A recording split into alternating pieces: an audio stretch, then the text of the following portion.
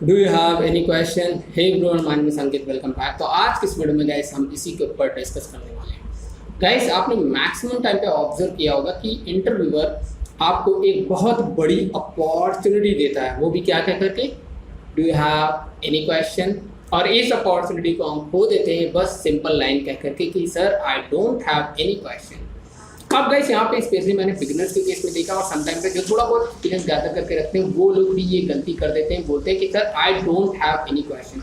तो भैया ऐसा ना करें, मैं रिक्वेस्ट कर रहा हूँ कि इस तरह के सिली मिस्टेक्स ना करें, इस पर्टिकुलर अपॉर्चुनिटी को इफेक्टिवली यूटिलाइज करें। क्योंकि इंटरव्यूअर जब ये क्वेश्चन मतलब इस तरह की अपॉर्चुनिटी देता है तो उसके पीछे एक रीज़न होता है।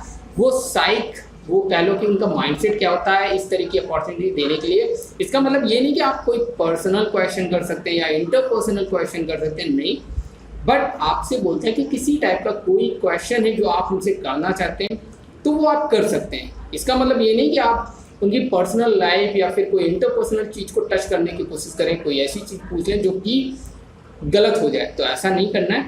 अब गाइस कैसे आप इवैल्यूएट करोगे, कैसे आप समझोगे कि करेक्ट क्वेश्चनिंग कैसे की जाए।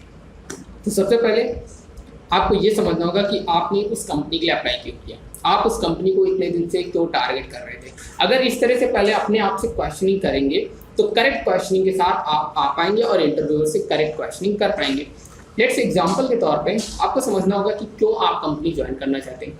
अगर कंपनी कोई ज्वाइन करना चाहते हैं तो उसके पीछे आपको ये भी तो समझ में आएगा, ओके भैया हम ये XYZ कोई कंपनी ज्वाइन करना चाहते हैं, इसके पीछे रीज़न ये है कि इस कंपनी में ग्रोथ अच्छा है, इस कंपनी का इन्वायरमेंट अच्छा है, इस कंपनी के लोग अच्छे हैं, जितने भी इस कंपनी से निकले वो किसी अच्छी कंपनी के अंदर गए हैं।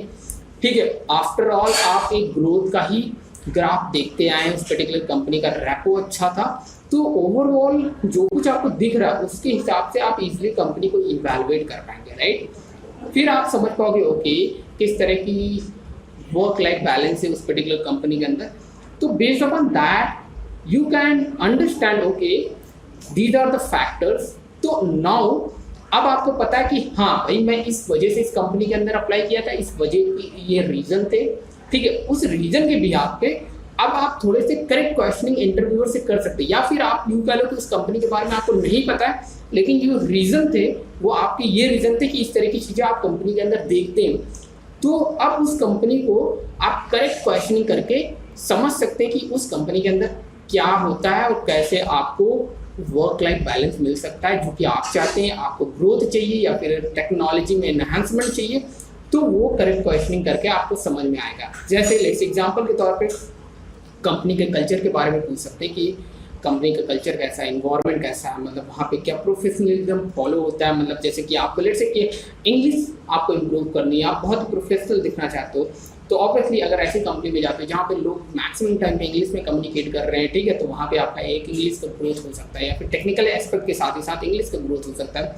या फिर आप कुछ इस तरह से देखना चाह रहे हो कि ओके कि कंपनी के डोमेन के बारे में आप करेक्ट क्वेश्चन कर सकते हो इंटरव्यूअर से कि सर मतलब आपकी कंपनी किस तरह के डोमेन पे वर्क कर रही है, या फिर उनका फ्यूचर में 1-2 साल में क्या प्लान है, किस तरह की चीज़ों को टारगेट कर रही है। तो based upon that you can easily evaluate okay 1-2 साल में इस तरह की चीज़ को अचीव करना चाहती है ये कंपनी, तो ऑब्वियसली इस तरह की टेक्नोलॉजी इन्वॉल्व होंगी। विदाउट इस टेक्नोलॉजी के इन्वॉल्वमेंट के आप वो तरह की चीज़ें अचीव नहीं कर सकते जो अचीव करना चाहते। तो उसके हिसाब से आप समझ पाओगे ओके यहाँ पे लर्निंग मुझे देखने को मिल रही है, यहाँ पे मुझे ग्रोथ अच्छा मिलेगा, तो आपको इसके हिसाब से करेक्ट क्वेश्चनिंग कर पाएंगे। आप कोई इंटरनेट की डेफिनेशन या फिर कोई करेक्ट क्वेश्चन उठा करके इंटरव्यूअर से पूछेंगे तो जो भी करेक्ट नहीं होगा अकॉर्डिंग टू मी, तो आप राइट क्वेश्चन करें, स्मार्टली करें, वो ज़्यादा बेहतर होगा, वो ज़्यादा कन्वीनियंट होगा अकॉर्डिंग टू मी।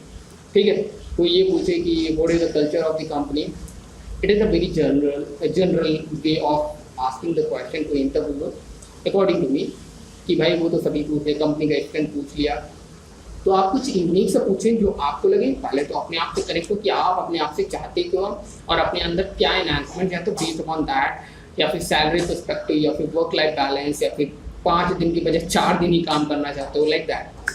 ठीक है, कंपनी के प्रेशर के बारे में कैसे, सारी चीज़ें आप कुछ स्मार्टली पूछें जो वहाँ तक पहुँच पाए, right. So that is how you can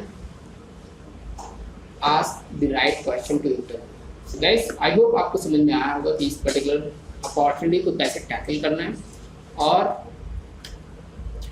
interviewer की इस पर्टिकुलर अपॉर्चुनिटी को खोना नहीं है, यूटिलाइज करना है। तो गाइस उम्मीद करता हूँ कि ये वीडियो आपको यूजफुल लगी होगी। इस वीडियो में इतना ही। लाइक कर देंगे। मिलते हैं नेक्स्ट वीडियो में। Thanks for watching.